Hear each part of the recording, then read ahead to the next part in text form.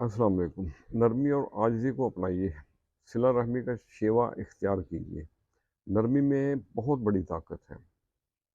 मज़बूत से मज़बूत धात भी नरम होके मोल्ड हो जाती है। सूरत काफ कुरान मजीद की एक बहुत ही प्यारी सूरत है और इस सूरत की आयत नंबर 19 में एक लफ्ज़ है, वल यतलत्तफ़।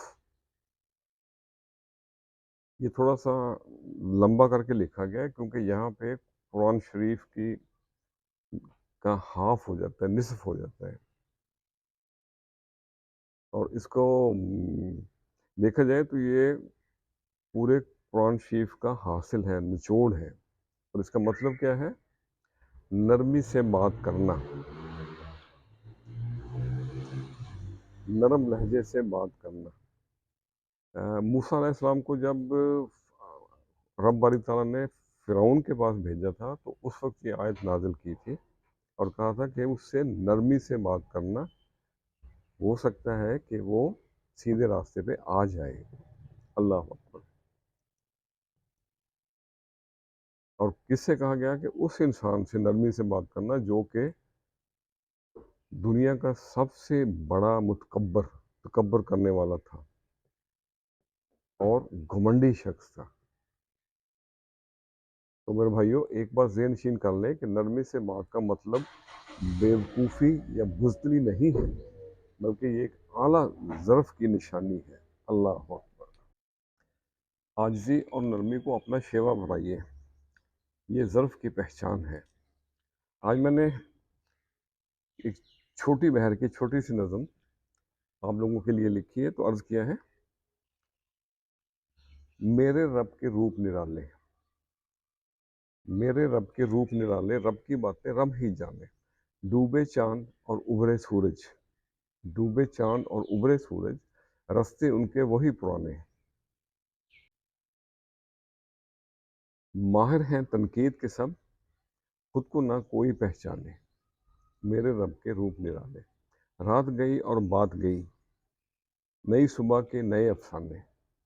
आज और कल के चक्कर में, आज और कल के चक्कर में दिले नादां के कई बहाने।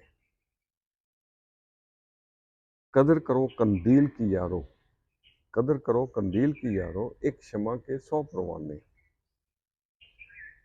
एक चेहरा और रूप कई, एक चेहरा और रूप कई, असली रूप कोई न जाने।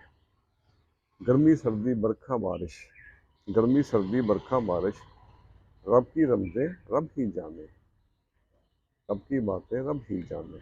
और अगला शेर है, यार की रज़ा जब शामिल हो, सीधे हो जाए ताने बाने। यार की रज़ा जब शामिल हो, सीधे हो जाए ताने बाने।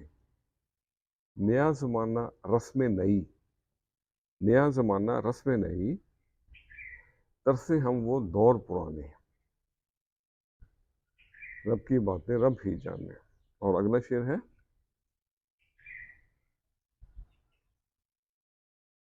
इश्क समंदर डूबने वाले, इश्क समंदर डूबने वाले,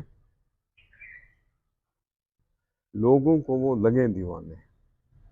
रब के सब रूप निराले, रब की बातें रब ही जाने। तो आज के लिए इतना ही। आज मैं शेख सादी शिराजी के एक दो बातों पे अपनी तहरीर का इख्तिताम करता हूँ। जो अक्लमंद जाहलों से लड़े, वो अपनी इज्जत गंवा देता है, उसे अपनी इज्जत की तवक्को नहीं रखनी चाहिए। और जो अपने हिस्से का काम किए बगैर दुआ पर भरोसा करे,